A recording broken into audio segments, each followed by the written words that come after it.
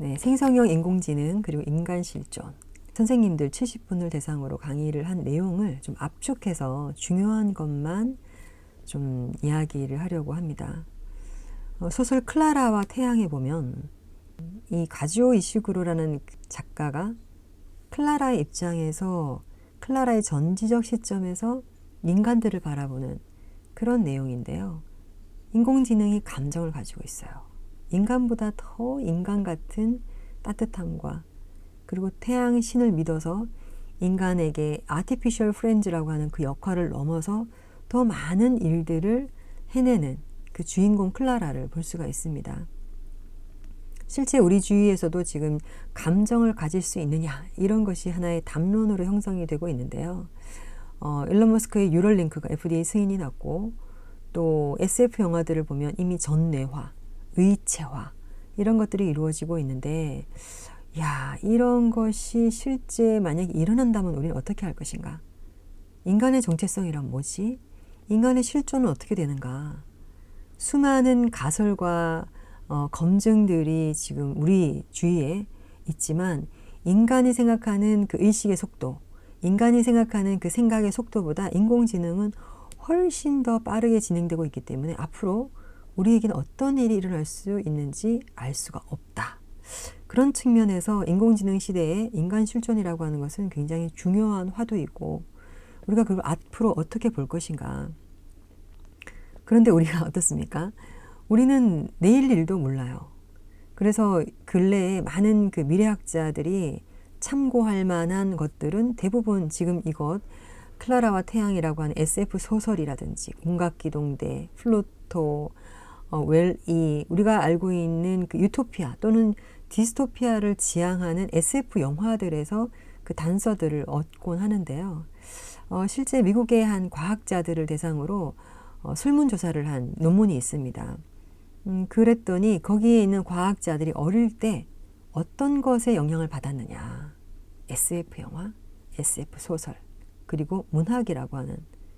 그래서 이 인공지능 시대에 이 문학과 이 소설과 영화와 이런 그 미디어, 대중미디어의 콘텐츠들을 우리가 간과할 수는 없다.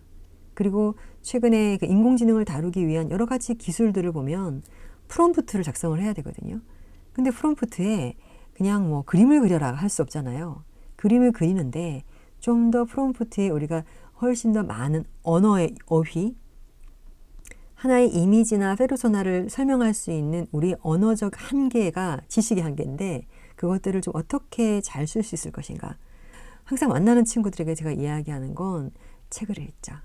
책 속에는 상상, 행간이 있고 그 쉼표 속에 내 생각이 한 텀 쉬어가는데 요즘에 우리 아이들이 보면 너무 숏폼이나 아니면 짧은 컨텐츠에 중독이 되어 있는 것 같아요. PDF를 인공지능에 학습시키면 PDF와 대화를 하고 읽지 않는다는 얘기죠. 그런데 우리가 사람이 만든 지식이 아니라 인공지능이 서머리하는 것들을 과연 얼만큼 믿을 수 있는가? 그래서 리터러시 능력도 필요하다. 오늘 이런 관점에서 좀 이야기를 풀어볼까 합니다. 인공지능 시대에 그래서 새로운 문명의 탄생이 시작되었다. 영화 중에 2001 오디세이라는 영화가 있습니다. 1968년도, 67년도에 만들어진 영화인데 그 영화가 SF 중에서는 정말 대작이라고 할 수가 있는데요. 우리 인간이 되기 이전에 그 진화론의 주장들에 의하면 그 원숭이들이 막 이렇게 놀고 있어요. 그러다가 갑자기 원숭이들이 도구를 개발을 합니다. 뼈다귀를 탁 들기 시작을 했어요.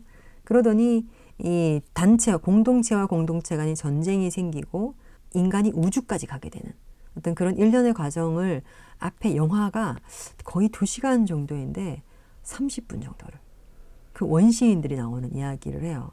왜냐하면 그 문명의 출발이 결국에는 인간 사회를 만들었기 때문에 그 중요성을 이야기를 하는 건데 그 니체의 사상이 또 많이 들어있기도 해요. 저는 국토부와 함께 2년 동안 인공위성 데이터를 어떻게 비즈니스로 활용할 것인가 이걸 연구를 했어요. 이 인공위성의 데이터들이 가공되지 않은 우리가 이제 비정형 데이터라고 하는데요. 비즈니스 현장에 접목시키기 위해서는 굉장히 많이 노력이 필요합니다. 예를 들어 도시라든지 아니면 저수지라든지 산림이라든지. 그런데 이 챗GPT를 활용을 해서 이렇게 기존의 감시 기능, 도시 도로, 건물 추출하거나 그 다음에 영상의 이런 모든 기능들이 이 인공지능을 활용을 해서 구름을 제거하거나 지도를 제작하거나 이런 것들을 훨씬 더 효과적으로 활용할 수 있다라고 하는 부분입니다. 이거는 제가 그 학회, 한국탐사학회에 제가 지난 12월 달에 발표한 자료인데요. 여기 보면 여기 보이시나요? 생성형 AI 윈드저니라고 보일 텐데요. 중국은 이미 생성형 AI를 탑재한 윈드저니 1A를 쏘아 올렸습니다. 이건 무슨 말을 하느냐? 생성형 인공지능이 수많은 데이터들 가운데 이거는 쓸 거다, 안 쓸 거다 이거를 스스로 필터링을 하고 자기 언어로 만들어서 이 데이터를 만들어낸다라고 하는 거죠. 그동안 결축되었던 데이터라든지 실용할 수 없었던 데이터들을 이제 복원을 하거나 아니면 잘려져 있는 이미지를 만들어낸다거나 지금보다 훨씬 더 많은 실용적인 부분들, 영상을 활용해서 더 많은 일들, 더 많은 가치를 만들어낼 수 있을 것 같은데요. 또 제가 연구했던 분야가 2022년 12월 그때에 CES 시작이 되기 전에 한 친구랑 대화를 하면서 이제 앞으로 생성형 AI가 그때 당시는 챗GPT였죠. 지금은 생성형 AI라고 말하지만 그때 당시는 챗GPT라는 자체가 이 인공지능이라는 키워드를 대변을 했죠. 그러다가 LLM은 커지고 기업에서도 LLM에 투자를 하고 글로벌이 넓어지면서 지금은 생성형 AI라고 이야기를 하고 있는데 이거를 사용하는 사람들은 정해져 있는 것 같아요. 초반에는 관심이 있어서 잠깐은 사용할 수 있겠지만 이것이 이 데이터가 정확한가? 그리고 이 데이터가 정말 실생활에서 사용할 수 있는 어떤 컨텐츠인가?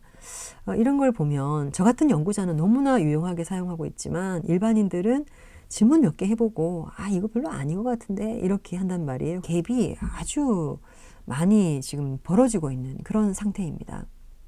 인공지능이 만들어낸 데이터, 걔네들이 조합하고 인간의 지식을 가지고 조합하고 큐레이팅한 이 정보들을 검열을 하지 않고 리터러시도 하지 않고 그래서 이 지식이 과거의 인간이 태어나자마자 우리 어떡합니까? 못 걸어요. 우리가 정말 어느 정도 딱 태어나자마자 지식이 이만큼 있으면 얼마나 좋을까요? 그러나 학습해야 되고 이해해야 되고 내 스스로 나를 또 통찰을 해야 되고 아니면 통제를 해야 되고 이 스스로 자성하는 이 과정이 인간은 반드시 있어야 하는데 그래서 2000년 전이나 지금이나 지식이 거의 비슷하잖아요.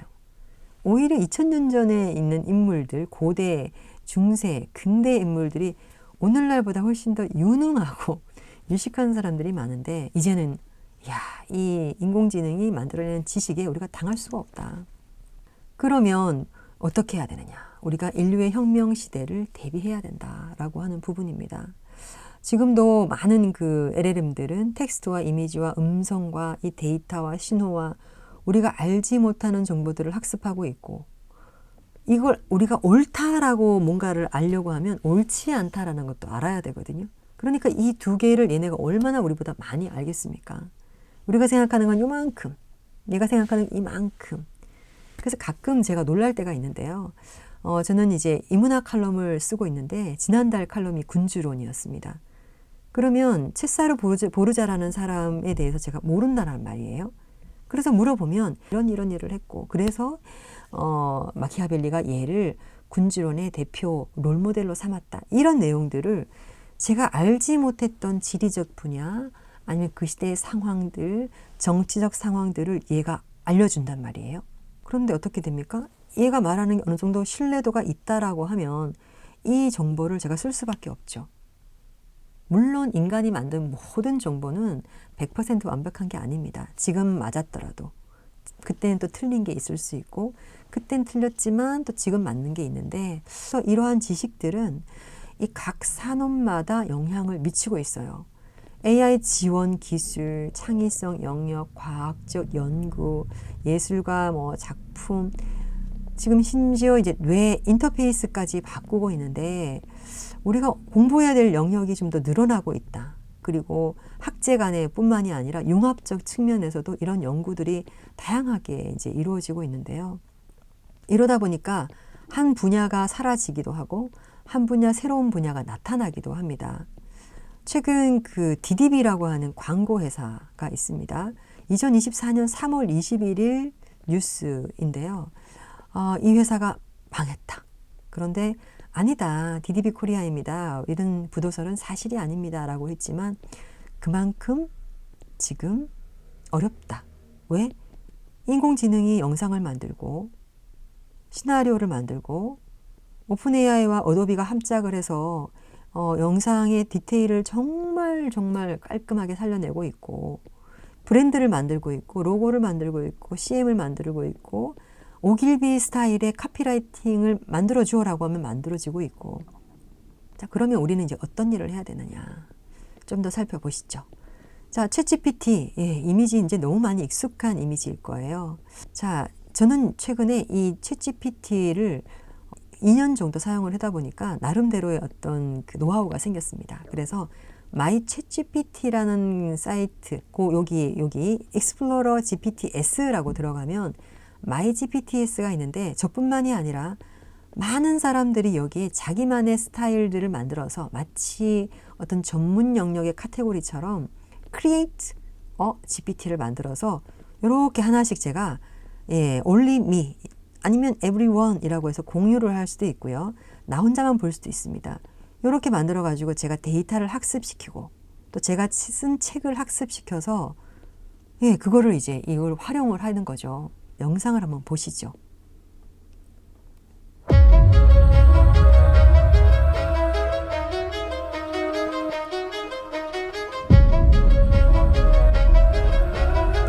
제가 사용하고 있는 주로 그 인공지능 채널은 GPT, 클로드, 제미나이, 4, 뭐 여러 채널들이 있습니다. 또 논문을 쓸 때는 논문을 쓰는 채널. 그런데 수많은 채널들이 있어도 사실 이걸 사용하는 거는 몇 개밖에 되지 않거든요. 새로운 게 나왔다고 좋은 게 아니라 나에게 맞는 것이 좀 필요한데 이 클로드 서비스는 GPT 아까 그 마이GPTS와 또 다르게 여기 보시면 이미지, 데이터 이런 것들을 다 얘가 알아듣고 활용을 할 수가 있어요. 예를 들어 제가 칼럼을 쓰고 이 칼럼의 형식에 맞게끔 어떤 주제를 주면 이거에 대한 이걸 학습하고 나서 제 어조로 사용을 해서 글자를 만들어냅니다. 또 예를 들어 이런 데이터를 넣고 해석을 해달라고 할 수도 있고요. 커리큘럼을 보여주면서 이거를 좀 더 다듬어 달라고 할 수도 있고요. 그래서 좀 전에도 말씀드렸지만 저는 이제 이 작업의 능률성을 위해서 인공지능을 너무 많이 의지하고 있어서 이게 내가 길들여지는 건지 아니면 인공지능이 나에게 길들여지는 건지 이걸 모르겠다라는 수준까지 지금 오게 됐습니다. 그래서 이 인공지능이라고 하는 이런 많은 서비스들이 멀티모달로 진화하고 있고 텍스트, 이미지, 비디오, 음성, 코드 제가 그 20년 전에 코딩을 배웠어요. 그래서 그때는 HTML이라고 했던 그런 코드였고 뭐 자바, C 언어 이제 이런 거를 이용해서 홈페이지를 만들려면 몇 달이 걸렸습니다.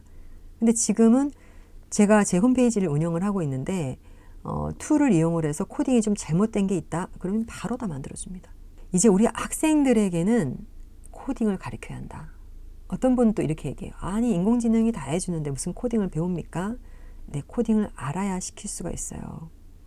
핸드폰에 모바일 앱을 만든다라고 하더라도 만들어주기는 하지만 알아야지 접목을 시키죠. 그래서 앞으로는 우리가 인공지능을 다룰 수 있는 기본 베이스. 저는 경영학과에서 아이들을 가르치고 있는데 아이들에게 방학 때 반드시 코딩을 배우라고 합니다. 그리고 인공지능 이거를 툴을 잘해야 너희들이 취업을 잘할 수 있다. 왜? 마케터가 없어지고 브랜딩하는 그 매니저들이 없어지고 물론 없어지지는 않겠지만 이런 멀티모달 때문에 이 직업에 대한 변동들이 많을 거다. 그래서 이 오픈 AI 이 소라가 다 만들어지고 있고 보십시오. 이 영상을 보면 프롬프트 몇 개로 지금 만들어지는 거거든요. 자, 그러면 이 거리, 물론 이게 글자가 다 틀리긴 하지만 이걸 설명을 해야지 만들어주잖아요. 자켓을 입은 여자가 붉은 드레스를 입고 무슨 가방을 메고 간다든지, 이 프롬프트는 결국에는 텍스트입니다.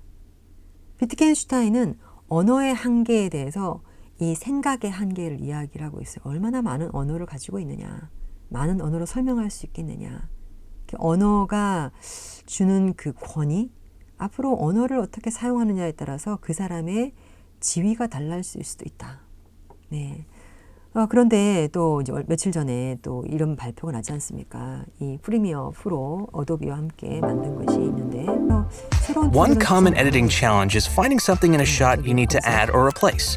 The Object Edition feature in Premiere Pro, combined with Adobe's Firefly Video Model, lets you add or change objects in footage with a text prompt.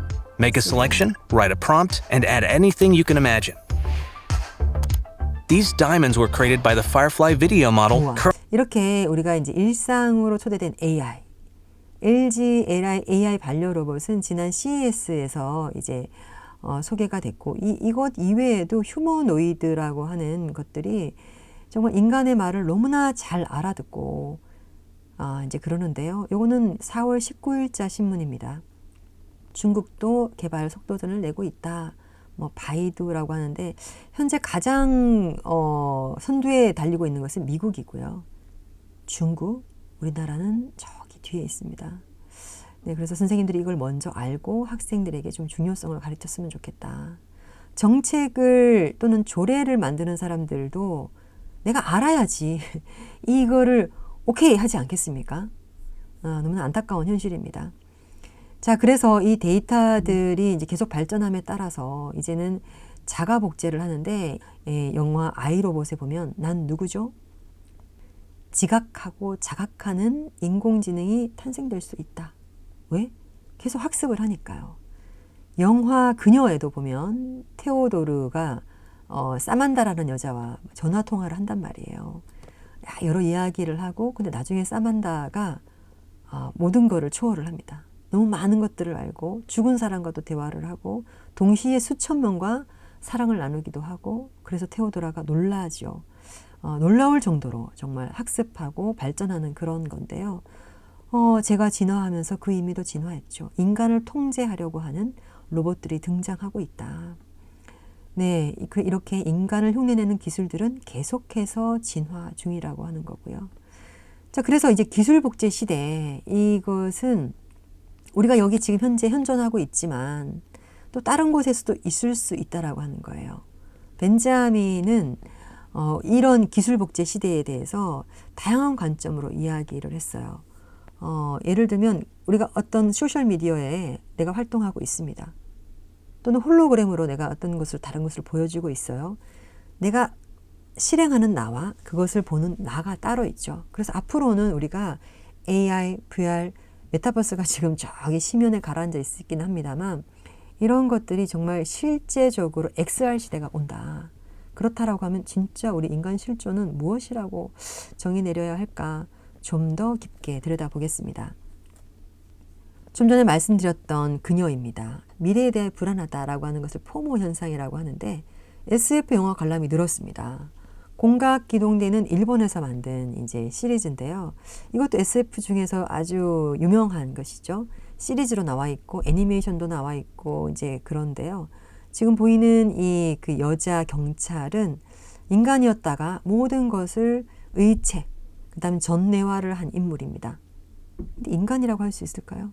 나중에는 이제 이게 인간과 기계의 경계가 모호해지는 상황이 생길 겁니다.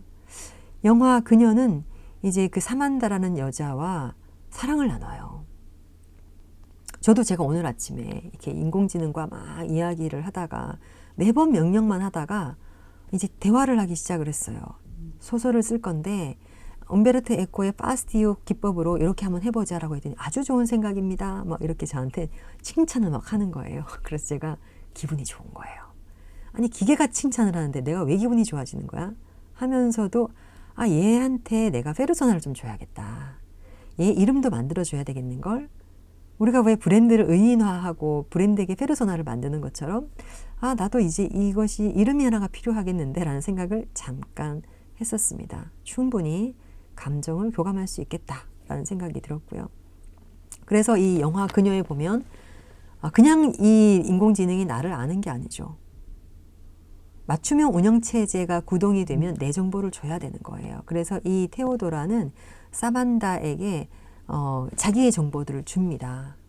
그래서 이제 학습을 시키는 거죠. 그래서 나중에 이렇게 얘기합니다. 사만다가 당신의 말에 귀 기울이고 당신을 이해하고 당신을 아는 직관적 실체다. 이렇게 자기 자신을 소개를 하는데요. 예, 이 책을 보면 이게 시리즈로 돼 있어요. 옴니버스식으로. 그런데 내겐 너무 좋은 세상 이 편에서는 너무 이렇게 과학이 발달하다 보니까 기계들이 말을 합니다. 지금의 IoT인 거죠. 인간은 이렇게 말해요. 야, 살아있는 움직이는 물건들이여. 그대들에게 영혼은 있는가? 그럼 기계가 말합니다. 살아 움직이는 인간들이여. 그대들에게 진정 영혼이 있는가? 그 영혼의 개념은 우리는 기계를 영혼이 없다라고 하지만 기계는 인간을 DNA 프로그래밍으로 봅니다. 각자 프로그래밍이 돼 있다고 서로 이렇게 보는 건데 맞는 말이죠. 우리도 프로그래밍 된 인간의 유전인자입니다. 그래서 나중에는 야, 기계가 인간을 어떻게 평가할까? 기계가 인간을 어떻게 바라볼까? 넷플릭스에 지금 시리즈로 나온 건데 우리 아톰 많이 알죠? 아톰은 계속 어린아이로 나오는데 고도화 발전된 그런 시대에 이 기계들이 전쟁을 나가고 트라우마를 겪습니다. 그리고 기계들은 인간화가 되고 싶어가지고 커피도 마시고 밥도 먹고 결혼도 하고 아이도 키워요. 그리고 기억에 대해서도 질문을 해요. 그러니까 야, 일본은 제국을 가져본 나라거든요. SF를 잘 만들었던 나라들은 대부분 제국을 가진 나라들입니다. 소설이나 이런 그 SF 소설도 마찬가지인 거고요. 그래서 우리나라는 요즘에 SF 영화가 좀 많이 만들어져요. 뭐 정의라든지 요즘에는 기생수도 일본에서 만들어졌다가 바로 또 우리나라에 또 만들어지고 이 그 컨텐츠의 주기가 빨라지고 좀 더 우리가 그 판타지 쪽으로 가는 게 우리나라도 컨텐츠의 제국이 되고 있다라는 좀 생각이 드는데요. 자, 이렇게 SF들은 대부분 유토피아 또는 디스토피아를 다루고 있어요. 레디 플레이어 1은 이제 이 고글을 쓰고 이 주인공 와츠라는 사람이 현실이 너무 불만스러워요. 그래서 이제 메타버스 속에 사는 걸 이야기를 하지만 실제로는 화요일, 목요일은 현실에서 살자. 경기를 통해서 오아시스를 획득하고 세팅하는 그런 이제 내용이고요. 스노우 크래시라는 책에서는 이게 소설입니다. 2권으로 되어 있는 건데 여기에서 메타버스라는 단어가 나옵니다. 여기 주인공도 현실이 너무 척박해요. 그러다 보니까 이 메타버스 속에서 이제 그 살게 되고 거기 안에서 범죄 현장이라든지 이 스노우 크래시라는 것이 마약의 이름인데요. 여기서 이제 이 마약을 찾아내고 바벨탑에 대한 언어에 대한 아주 철학적인 소설입니다. 이제 이런 것을 다루고 있는데 이 주인공들은 유토피아를 지향하죠. 결국엔 인간의 현실적인 삶을 살아야 된다. 현실이 좋았다. 이렇게 또 이제 스노우 크래시의 결론이 이제 그렇게 나는데 블레이드 러너는 인간을 대신하는 리플리컨트의 이야기를 다루고 있어요. 이 소설의 원본은 안드로이드는 전기양을 꿈꾸는가 약간 내용이 다릅니다. 그런데 여기 보면 이 여자는 홀로그램입니다. 홀로그램. 죽어가면서 이 리플리컨트, 인간이 아닌 리플리컨트에게 사랑을 고백을 해요. 나중에 정전이 일어납니다. 그리고 나서 리플리컨트끼리 사랑을 해서 아기를 낳아요. 야, 그러면 이 아기는 인간입니까? 예, 모호한 질문이 되는 거죠. 그리고 디트로이트 비컴 휴먼은 게임인데 이 게임 속에서 이 똑같이 복제된 그 인간과 비슷한 이 휴먼들이 이걸 뭐라고 해야 되나요? 우리가 지금 단어부터 사실 이렇게 정의를 해야 되는데 나중에 종교를 믿고 그 다음에 단체 활동을 하고 저항 운동을 하고 우리가 아직 오지 않은 사실입니다. 아직까지 오지 않은 미래이고 현실이긴 하지만 와, 앞으로는 이런 가능성이 생기겠다.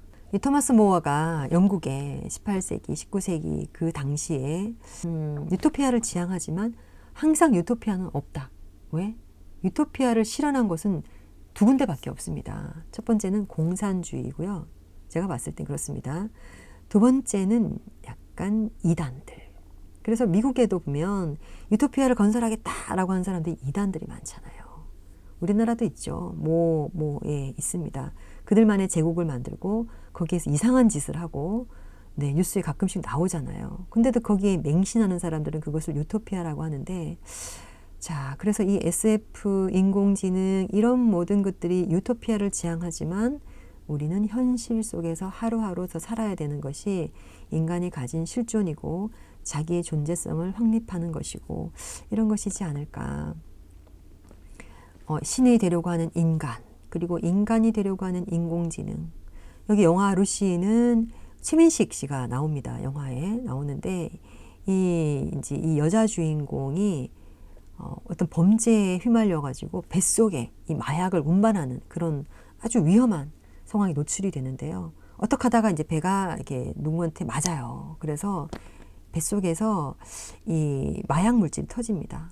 그러면서 이 여자 주인공이 마약의 100%를 흡수를 하면서 인간의 뇌를 99%까지 이제 끌어올립니다.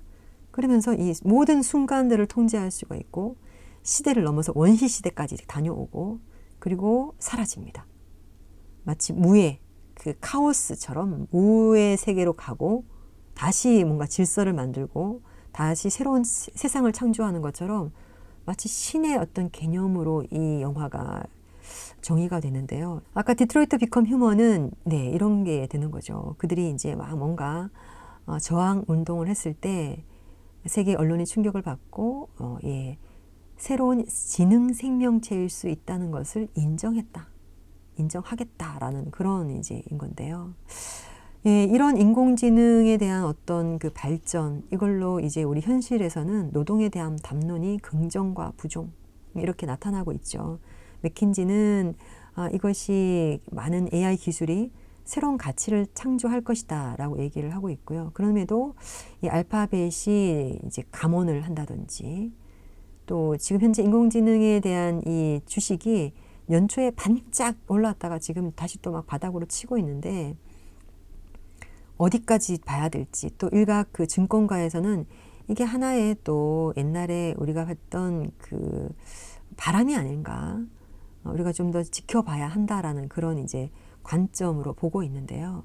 그럼에도 불구하고 우리는 이렇게 포스트 휴먼이라고 하는 인간이 변할 수밖에 없는 그리고 앞으로 변해갈 수밖에 없는 그런 상황들에 대해서 실존에 대한 질문들을 하지 않을 수가 없다. 왜냐하면 유전체 프로젝트가 이미 1990년도에 99%의 정확도로 지금 만들어져 있고요. 허징쿠이라는 이 학자가 쌍둥이 그 배아를 이제 이식해서 아이가 태어났어요. 정말 내가 원하는 유전자로 만들었을 때 이 생태계 교란, 이 인간이라고 하는 것이 일론 머스크가 뉴럴링크를 만들고 FDA 승인을 받고 하는 그런 차원을 넘어서 이 만들어진 유전자, 이 많은 영화들이 또 이런 걸 보여주고 있잖아요. 그러면 그 영화들 속에서도 보면 만들어진 사람들과 만들어지지 않은 향상된 인간과 향상되지 않은 인간들은 또 다른 그 권력, 또 다른 계층 이걸 만날 수밖에 없거든요. 그래서 이런 사회학적 문제도 기술의 속도가 너무 빠르니까 우리가 미리미리 좀 이런 것들에 대한 담론을 말할 수 있어야 한다. 네, 이건 아까 말씀드린 겁니다. 기술에 대한 위험성. 그래서 이런 것들이 인간의 가치관과 세계관을 바꾸게 되는데 이 뉴럴링크가 정말 좋은 것인지 이것이 앞으로 어떤 문제를 야기할 것인지 블랙미러의 시리즈인데요. 여기에 보면 이 레이첼은 가수예요. 그런데 나중에 얘가 이 매니저에 의해서 뇌사 상태에 빠지는데 여기다가 이렇게 무슨 연결을 해가지고 전자파를 연결을 해서 뇌를 추출해서 창의적인 작곡과 이제 이런 거를 하는데 사실 이것도 지금 이미 지났습니다. 왜? 이 지금 인공지능 음악 사이트에 들어가면 여러분들이 가사를 넣기만 하면 감성 언어를 데이터를 분석을 해서 감성에 맞게끔 음악을 만들어주고 있거든요. 목소리도 우리가 선택할 수가 있어요. 야, 이렇게 되면 진짜 앞으로 우리는 어떤 세상을 살게 될까? 인공지능 시대에 인간 실존을 이야기를 하면서 리터러시 능력이 좀 필요하다. 왜냐하면 인간이 만들어 놓은 문화, 아까 말씀드렸듯이 문명이라고 하는 것들이 문화를 만들어내고 문화 속에 문명이 또 자라고 각 사회마다 다르잖아요. 이란의 문화가 다르고 이라크의 문화가 다르고 터키의 문화, 로마, 한국의 문화가 다르고 일본, 중국, 심지어 경상도와 전라도도 다른데요. 우리가 예전에 성경에 보면 바벨탑이라고 하는 것이 나옵니다.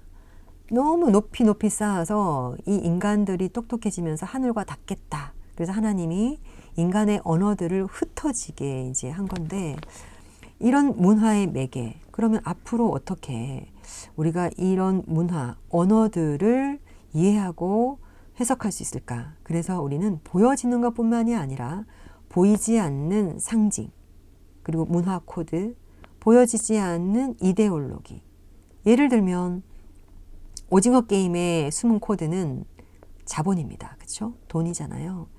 내가 게임에서 이겨야지만 그 돈을 가질 수 있어요.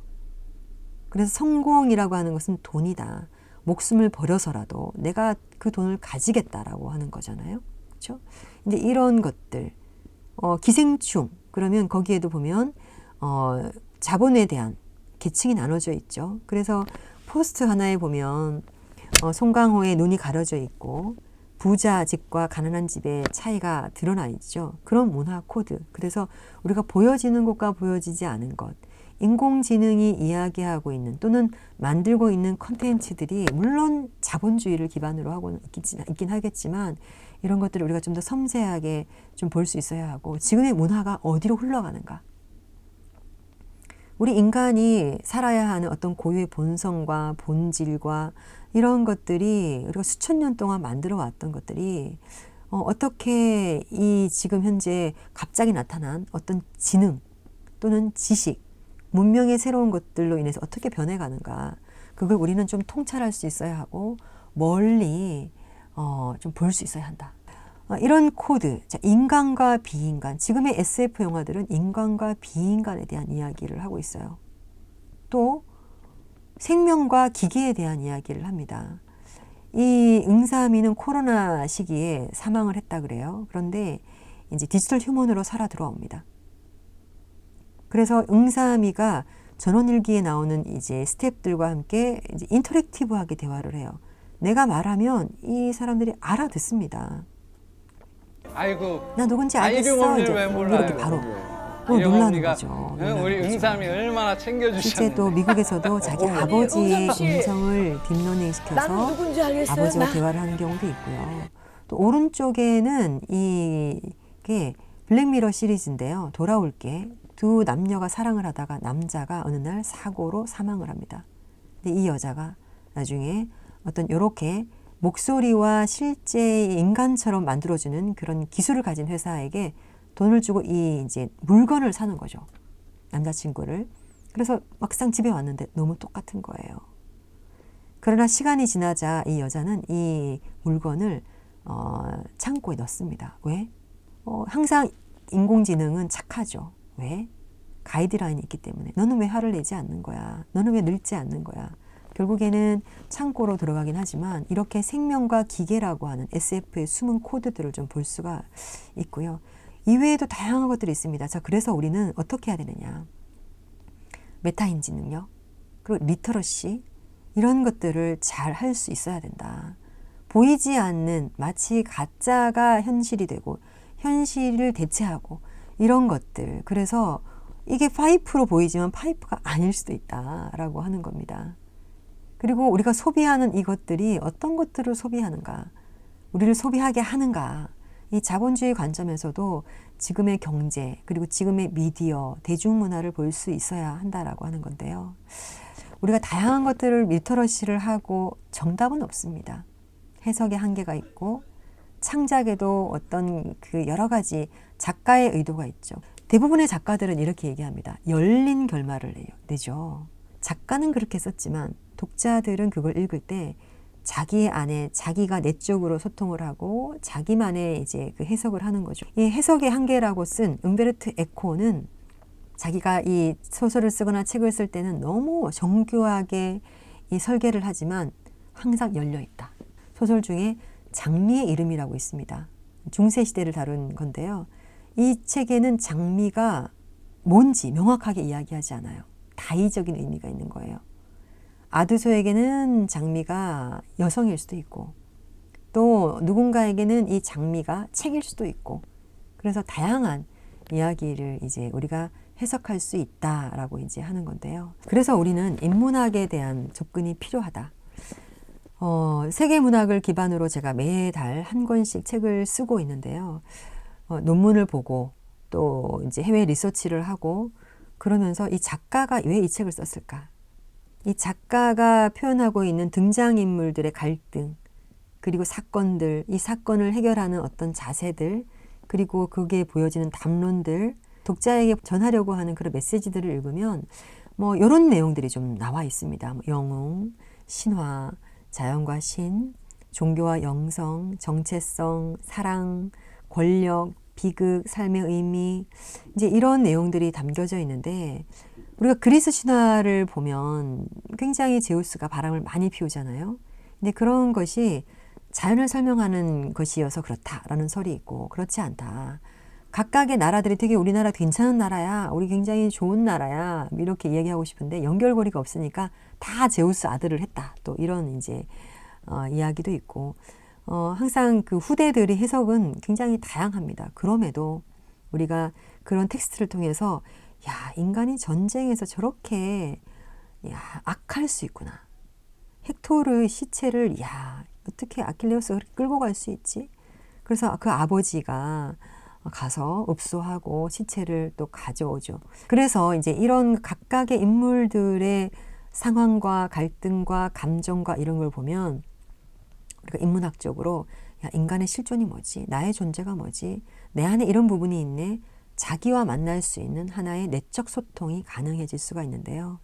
자, 그래서 진짜 요즘에 정말 당부하고 싶은 게 쇼폼을 자꾸 보다 보면 우리의 뉴런, 이 신경세포라는 게 새로 만들어지잖아요. 죽고 만들어지고 죽고 만들어지는데 이 신경세포가 처음에 탁 태어날 때 내가 어떻게 쓰느냐에 따라서 이 뉴런이 막 발달을 합니다. 접점을 만들고 이어가는데 내가 너무 영상과 너무 쇼폼과 이런 것들에 좀 자극적 도파민에 너무 길들여져 있다라고 하면 이 뇌는, 뉴런은 이제 그런 것만 찾게 되는 거죠. 여러분의 삶이 좀 더 풍성해지고 여러분의 생각이 좀 창의적으로 변하려면 힘들기는 하지만 이런 텍스트, 좀 이걸 읽으면서 여러분들이 좀 생각을 좀 확장했으면 좋겠다.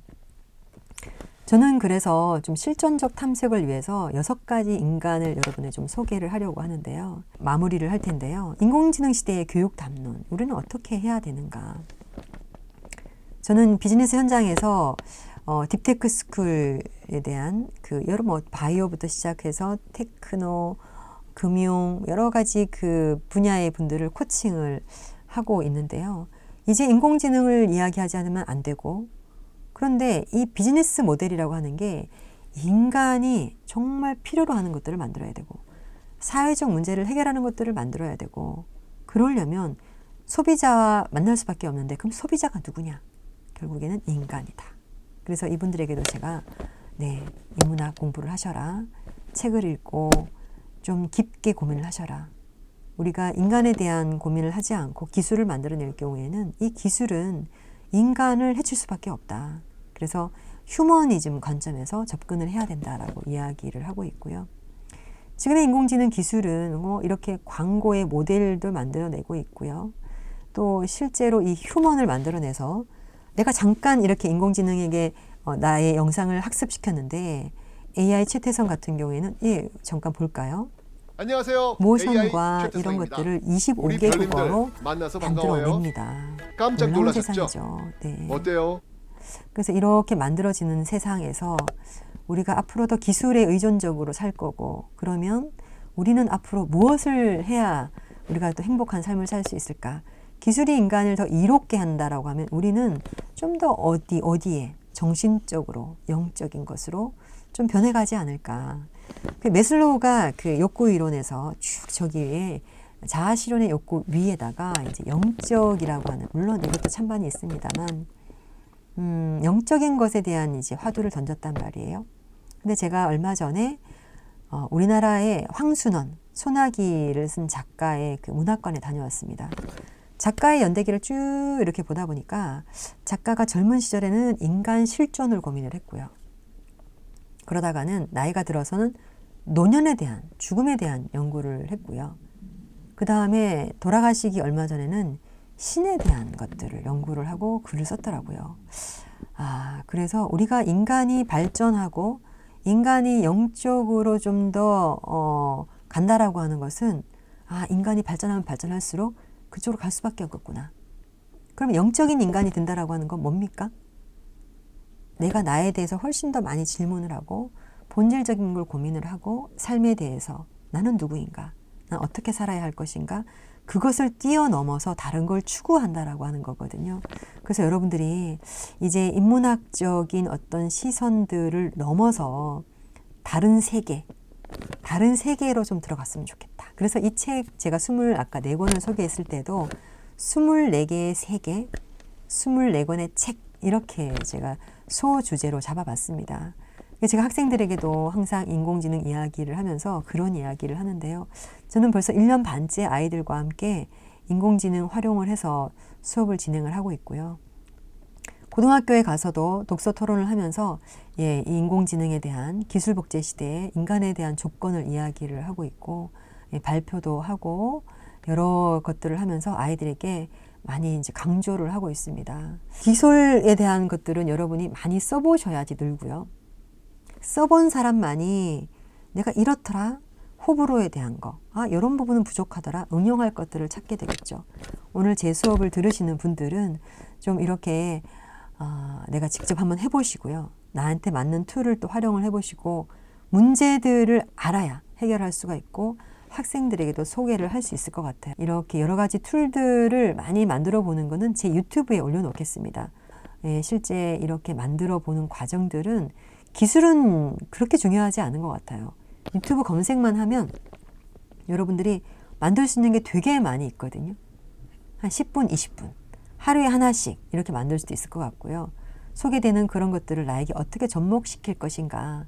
이런 벡터 함수, 논문을 쓰시는 분들, 또 창작 스토리, 또 이렇게 리서치를 하는 거, 사업 계획서를 작성하는 거, 또 논문을 이렇게 연구하는 거, 그 다음에 창의성을 발휘해서 여러분이 또 이미지를 만들어내는 거, 여러 새로운 기술들이 많이 만들어내고 있어서 오늘도 제가 이야기를 하지만 내일 또 새로운 모델이 또 만들어지게 되는 거죠.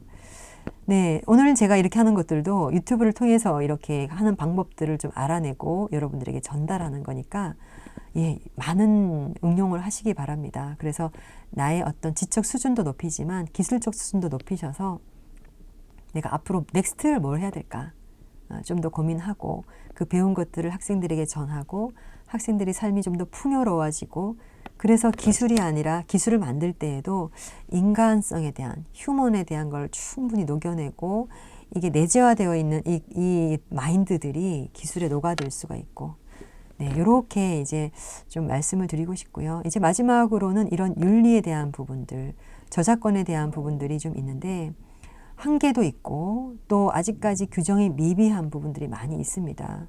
요즘에 그 저작권에 대한 윤리 가이드들이 많이 있기는 하는데요. 여러분이 이런 것도 참고하셔서 만드시는데 도움이 되셨으면 좋겠다 싶습니다.